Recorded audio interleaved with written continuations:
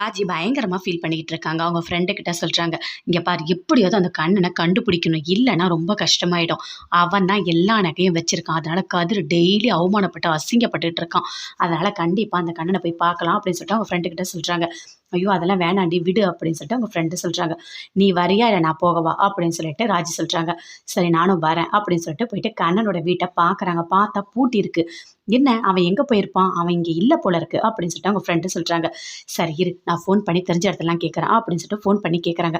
அவன் இந்த மாரி திருச்சியில ஏதோ ஒரு ஊர்ல இருக்கான் அப்படின்னு சொல்லிட்டு ராஜி சொல்றாங்க. "சரி அங்கேயே போய் பார்க்கலாம் வா." அப்படின்னு சொல்லிட்டு 2 பேருமே சேர்ந்து போறாங்க. போயிட்டு அங்க போய் விசாரிக்கிறாங்க. பார்த்தா அங்கேயும் கண்ணன் இல்ல. வீட்டுக்கு வர டைம் ஆயிடுச்சு. வீட்டுக்கு வரவே இல்ல. வீட்ல இருக்கவங்க எல்லாருமே டென்ஷனா இருக்காங்க.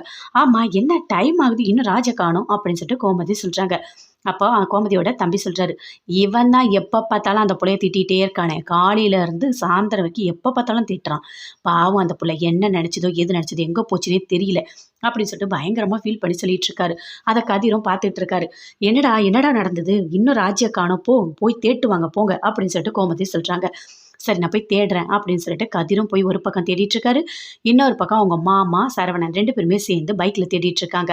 அங்க ராஜியையும் டைம் ஆகுது வீட்டுக்கு வேற போகணுமே அப்படின்னு சொல்றாங்க. "அதுக்கு தான் சொன்னேன் நான் போக வேண்டாம்." அப்படின்னு சொல்லிட்டு. "எங்கேயாவது என் பேச்ச நீ கேட்டியா?" அப்படின்னு சொல்லிட்டு அவங்க ஃப்ரெண்டு பயங்கரமா ராஜிய திட்டுறாங்க. "சரி, சரி சீக்கிரம் போயிடலாம். இல்லன்னா பெரிய பிரச்சனை ஆயிடும். அது வேற நைட் ஆகுது." அப்படின்னு சொல்லிட்டு ராஜி சொல்றாங்க. "சரி வாடி சீக்கிரம் போகலாம். அந்த கண்ணன கண்டுபிடிக்கவே முடியலையே. இப்ப என்னதான் பண்றது? ஆனா கண்டிப்பா நான் நிறுத்தவே மாட்டேன். அந்த கண்ணன கண்டிப்பா நான் கண்டுபிடிப்பேன். அவன் எல்லா நகையும் எடுத்துட்டு ஓடுனான்ல, அதுவும் துபாய் வேற ஓட்டானாமே. துபாய்க்குலாம் போய் எப்படி கண்டுபிடிக்கிறது?" அப்படின்னு சொல்லிட்டு அவங்க ஃப்ரெண்டு சொல்றாங்க. "அவன் துபாய்க்காவது போட்டும், எங்கேயாவது போகட்டும். ஆக மொத்தம் அந்த நகை பணம் வாங்காம நான் விட மாட்டேன்." அப்படின்னு சொல்லிட்டு பயங்கர கோவமா ராஜி சொல்லிட்டு இருக்காங்க. கதிர் சுத்தி சுத்தி டென்ஷனா சுத்தி எல்லா இடத்துலயும் தேடிட்டு இருக்காரு. அவங்க அண்ணன், மாமா எல்லாருமே தேடிட்டு இருக்காங்க.